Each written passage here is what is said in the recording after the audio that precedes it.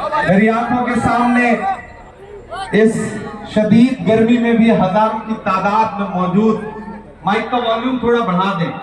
मैं चाहता हूं कि आवाज़ बुलंद बात की जाए, थोड़ा सा वॉल्यूम बढ़ा दें। यहाँ पे मौजूद आपके चहेते सांसद विजय हांसदा जी, पीसीसी प्रेसिडेंट राजेश ठाकुर जी, झारखंड सरकार के कैबिनेट मंत्री बन्ना गुप्ता जी, एमटी राजा जी, बरकत खान साहब, शाहजहां अंसारी साहब, उदय लखवानी जी, श्री कुमार सरकार साहब, मोहम्मद नसीरुद्दीन जी, रंजीत टुंडू जी, अशोक दास जी, अब्दुल कदीर जी, अब्दुल गफूर साहब, शाहीन परवेज साहब, और मेरी आंखों के सामने पाकुड़ के इतराफ और इस इलाके के इतराफ के जो हजारों हजार लोग यहाँ मौजूद हैं, सबकी मौजूदगी को सलाम करता हूं। पहली बार आपके दयारे मोहब्बत में आया हूं। नया पाने की चाहत में पुराना छूट जाता है, नया पाने की चाहत में पुराना छूट जाता है। तुझे अपनाऊं तो मुझसे जमाना रूठ जाता है। मोहब्बत पढ़ने लिखने में बहुत आसान है, लेकिन मोहब्बत को निभाने में पसीना छूट जाता है। रात पंजाब में था, मलेरकोटला में, जब राजेश भाई का फोन आया और राजेश भाई ने कहा कि कल आपको गुमानी चलना है, क्योंकि गुमानी चल करके हुकूमत का गुमान तोड़ने का काम करना है, तो मैं इनकी बात को टाल नहीं सका। तकरीबन 1000 किलोमीटर से ज्यादा का सफर तय करके आपके बीच में आया हूं, और जिस तादाद में आप यहाँ इकट्ठा है, इस तरफ मेरी माएं बहनें बैठी हैं, नौजवान साथी हैं, उधर छतों पर लोग हैं, इस तरफ साथी खड़े हैं।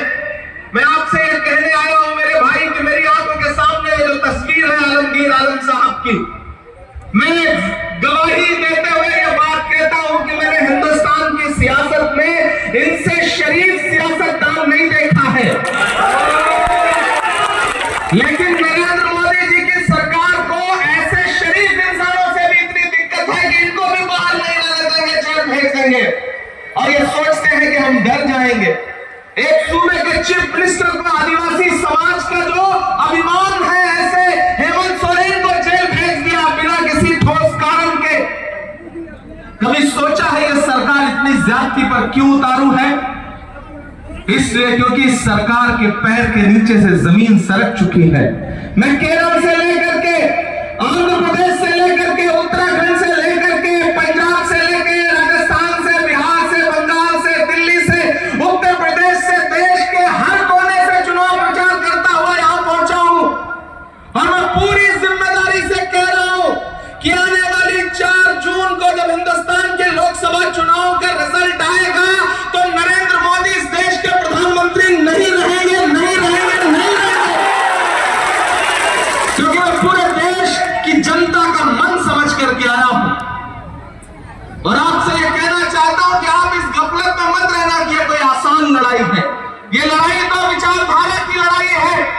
एक तरफ वो खड़े हैं जिनका नाम नरेंद्र मोदी जी है, और उनका हर सहयोगी, उनका हर मंत्री, उनका हर साथी पूरे चुनाव में एक भाषण दोहरा रहा है कि हमें बहुमत दो, क्योंकि हमें संविधान बदलना है। चाहे वो अरुण गोविल हो, चाहे वो ज्योति मिर्धा हो, चाहे दिया कुमारी हो, चाहे लल्लू सिंह हो, चाहे अनंत हेगड़े हो, भाजपा के ज्यादातर नेताओं के भाषण उठा के देख लीजिए 2 महीने में। एक बात पूरी बेशर्मी से भाजपा के नेता बोल रहे हैं कि हमें संविधान बदलना है, इसलिए हमें बहुमत चाहिए। एक तरफ संविधान बदलने की बात करने वाले लोग खड़े हैं, और एक तरफ खड़ा है वो शख्स जिसका नाम राहुल गांधी है, जो ये कह रहा है कि हमारे जिस्म में जब तक जान है तब तक हम हिंदुस्तान के संविधान पर, हिंदुस्तान के लोकतंत्र पर रत्ती बराबर आंच नहीं आने देंगे।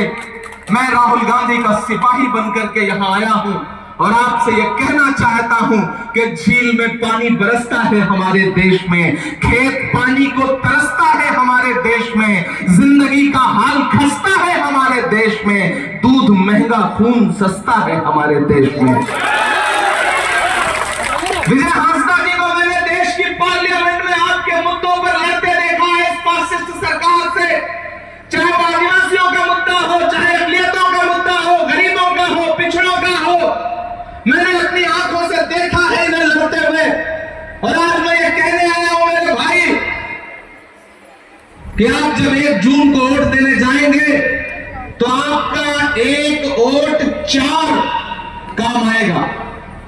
पहला ये कि आप विजय हांसदा जी को जिता करके देश की लोकसभा में पहुंचाएंगे। दूसरा, आलमगीर आलम साहब की जेल की सलाखें टूटेंगी और वो जेल से बाहर आएंगे। तीसरा, हेमंत सोरेन जी जो आपके चहेते मुख्यमंत्री हैं वो भी बाहर निकल करके आएंगे। और चौथा, आप अपने वोट से 1 लोकसभा का सांसद पाओगे और 1 राज्यसभा का सांसद पाओगे। मैं चाहता हूं कि विजय भाई को जब आप जिता करके देश की पार्लियामेंट में पहुंचाइए तो ये देश की लोकसभा में खड़े होकर के आपके मुद्दों पर लड़े, और मैं देश की राज्यसभा में हूं, मैं वहां खड़ा होकर के आपके मुद्दों पर लड़ूं। एक जिताओ, 1 साल में फ्री पाओ, इससे अच्छा ऑफर क्या हो सकता है? नहीं रह सकता ना। तो मैं चाहता हूं कि 1 तारीख को घरों से बाहर निकलिए, अपना एक वोट लेकर के। भाजपा के नेता अपने भाषणों में क्या कह रहे हैं? हिंदू मुसलमान, मंदिर मस्जिद। और हमारा नेता क्या कह रहा है कि जैसे ही सरकार बनेगी, 4 जून को सरकार बनाओ, 15 अगस्त तक इस देश के 30 लाख नौजवानों को एक झटके में पक्की नौकरी देने का काम करेगी हमारी सरकार। और यहां मेरी माएं बहनें मौजूद है, मेरी आवाज उन तक जा रही है। इस इलेक्शन में सबसे बड़ा तो फायदा आपका है। कांग्रेस पार्टी का